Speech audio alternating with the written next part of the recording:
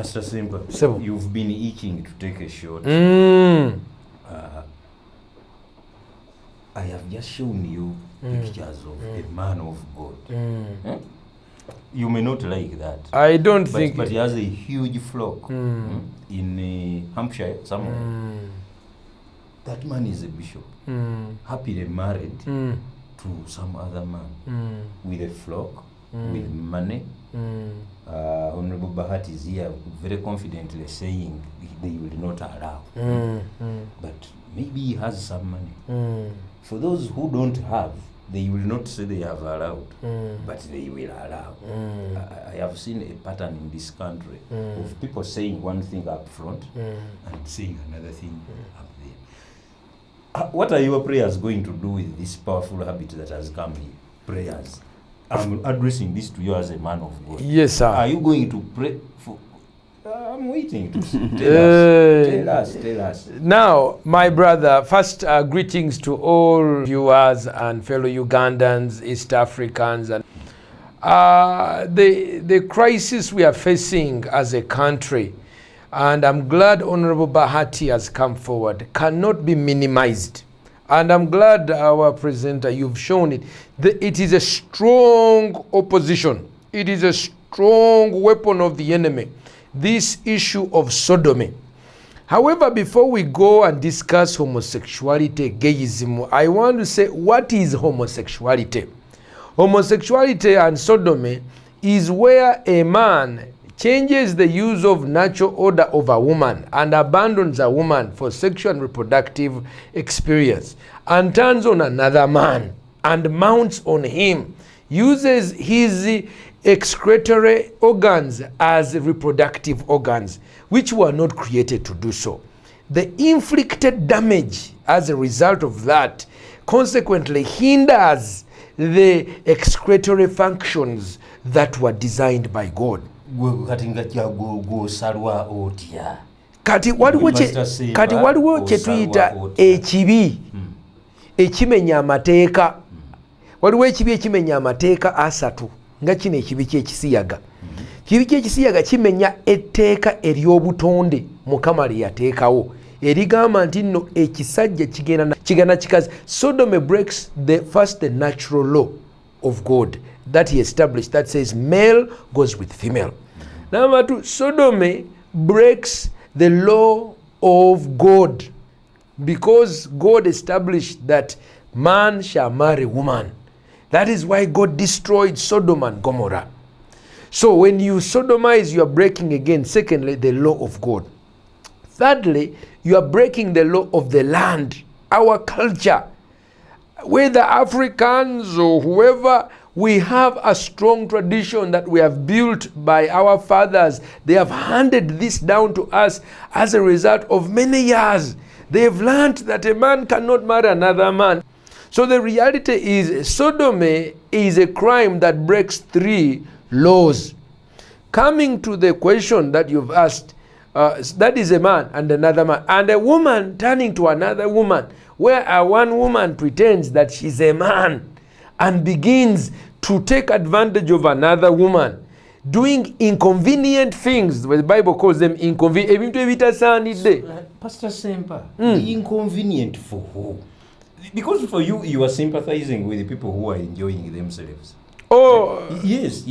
Inconvenient for who? You heard them complaining. Yes, I have worked as a social worker, but now I need you to understand when you are talking about human rights. You see, for us as Africans, starting with you and me, people of Africa, we don't define human rights on the basis of the individual. We define human rights on the basis of the community. That is why for the Eurocentric people, others may say, I am because I am. But the African says, I am because we are. Therefore, when you produce a child in Africa, it is not an individual's child, it is our child. When there is a death, you have not lost, we have all lost someone. When you marry, we have married. We exist, whether in clans, on tribes, we are a community. So if one of us decides to do something as evil in the privacy of their bedroom, It affects all of us. By the way, for me to understand this issue of sodomy, many of you don't understand. How can a man leave a beautiful woman? You find, like, look at those men there. They have access to beautiful women. I mean, Elton John. Now, Pastor Ssempa, let me give you and goes to an ugly man and turns on him, a fellow man. Let me give you an answer. Echo chitambo, that is what I call echo chikubulia mu Luganda. Simanyi bwe nchikubulia mu Luzungu. That is a chitambo. That is what causes a man to jump out of his head and go and unbury a dead body. Cuts it down, begins to eat it. It is a sickness of the mind. Is that why you are crusading as a priest against that? Because you think they are sick? I want, very much so. I want to make sure. Some of them are confused because of money. Some of them are confused because of popular people like Elton John are telling them it is a cool thing. Some of them are doing it because they were raped or violated when they were young. There is various reasons. But when you get into it, your head gets demented. Demented.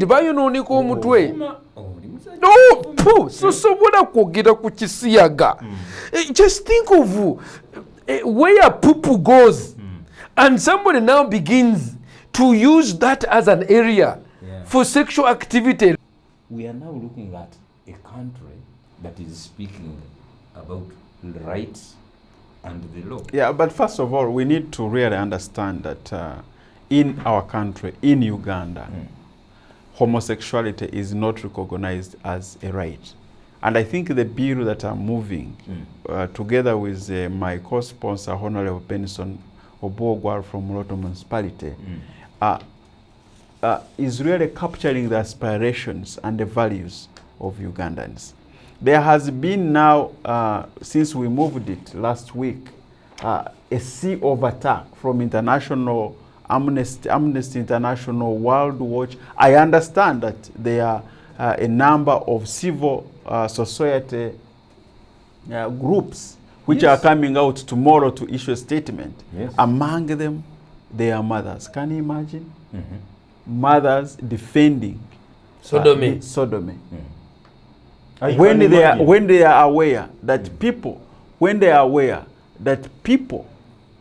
people who are supporting this evil are using money to recruit children in schools, luring them into this act. You know, luring their children into this act. You come out to defend them. It's a shame. Pardon me a moment. It's a shame. Now, the issue of death, I wanted to clarify on the issue of death. Let me give you this dose. Where these things pass through your defenses is, for example, something like this. The Member of Parliament for Kampala Central, Elias Lukwago, Democratic Party, has said anti-gay laws are not necessary in Uganda. Lukwago is also the legal advisor of the DP.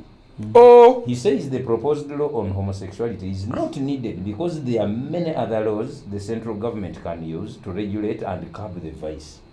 Lukwago, who is also Uganda's Shadow Minister for Justice and Constitutional Affairs, advises his fellow MPs to concentrate on solving the rift between the Buganda Kingdom and the central government instead of debating homosexuality. But you see, now, that is where we start. Let me first correct this. Honorable Elias Lukwago is a respected lawyer. I do respect him. This is a time for us to come out and show our sides. You know, they have been trying to use the word death. I also understand that now people have started seeking for asylum in other countries. Bahati's killer bill. Yeah, this is not the case. The clause that we are bringing in is about aggravated homosexuality, where a person... Let me see those bishops again. Go on, sir. Where a person lures a kid below 18 years, or a guardian rapes a kid below 18 years, or a person who is disabled below 18 years. This is where we are suggesting that a person should face death. And this is consistent with other laws like the Defilement Act, which has already been passed. So, 2 points. One, Honorable Lukwago cannot be in the middle on this matter. He's either for them or he's against them. Let me jump the other here. one. The other one is that the deaths we are talking about is about aggravated homosexuality, which has to do with minors, guardians luring young people into homosexuality. Okay. I want to jump in here. Many people are confused about this situation. For too long, the young boys in the country have not been protected equally in front of the law. This very same law is existing that protects girls against aggravated defilement. Okay. You are subject to the same punishment if you do the same thing to a girl. But for too long, police has failed to protect the rights of boys who are violated. What we are asking for within this bill, which Honorable Member of Parliament, Nora West, has proposed and we support, is that both boys and girls must expect the same protection in front of the law. Incidentally, are you working together with We are working as partners. yeah. This is where politicians and prayer people work together. Now, I want to warn any politician, including Elias Lukwago, or any other person, that if they dare to come and support homosexuality, they are committing political suicide. We have fought this battle. We don't fight this battle because we are fearful. We fight even if Obama came and stood down and begged me. Huh? Now that you have spoken of Obama, I want to tell you, there is a lobby which is going to report, first of all, both of you. I don't care. Wait a bit. Why are you fearing? No, I'm not fearing. I want to finish my point. They will not allow you to go to the States. Let me finish this point. Wait. The dignity that Honorable shared here, that for us, we must have certain basic intrinsic values that we cannot negotiate about. That one is a non-negotiable. That for us, a man marrying another man is evil taboo. You know, I remember a woman in Kabale heard that there was this thing called homosexuality. She thought, I can't say it in Nyankore. She says that is why the rains have refused to fall.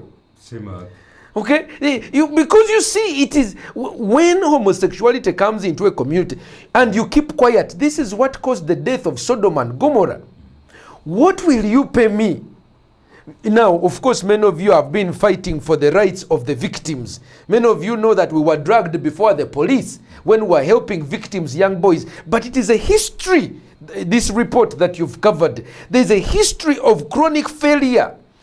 Sometimes law enforcement, sometimes investigative arms on protecting boys. What we are looking for is that the boy child in our country must receive equal protection before the law as the girl child. And all these people making noise, they are not sensitized on gender balanced. And those women who are saying, no, they are going to come out tomorrow, all we have to show for them is that this is the same law protecting girls. We are equating it to protect boys. Let me tell you something. I'm going to call a break because Pastor is about to get a homosexual and tear him. No, I'm preaching to them to get to Jesus. Amen. But anyone confusing us that because Obama or this Bishop Gini, Archbishop Canterbury, echochiwani tetuja kukiriza wano wa. Okay. Now, Monse yafe. Why are you Why? Are you a lawyer? No, I'm an accountant. I like accountants. Yes. Now, I always see things sneaking in through legal loopholes. Pastor and Honorable, I'll give you an example. There's an advert which is running on TV. It shows a very irresponsible man who wakes up very late in the morning as a matter of routine. In fact, has the right. And together with his son, who is, I think, in primary school, they board their vehicle, then drive off. As they are driving off, the son, very small kid, asks his father, "Daddy, will they beat you also for coming late at your office?" Then the father replies, "No, I'm not an animal to be beaten." Then the boy asks, "Why do they beat me when I'm late?" Now, I'm looking at a situation where the parent and his son have agreed to come late as a right. And then, in addition, nothing will be done to them for the offense they have committed. You are legislating against homosexuality. I am seeing a sneaking move to bring it into an acceptable level before we get another law that will say, if people are consenting, I won't allow you to respond until after the break.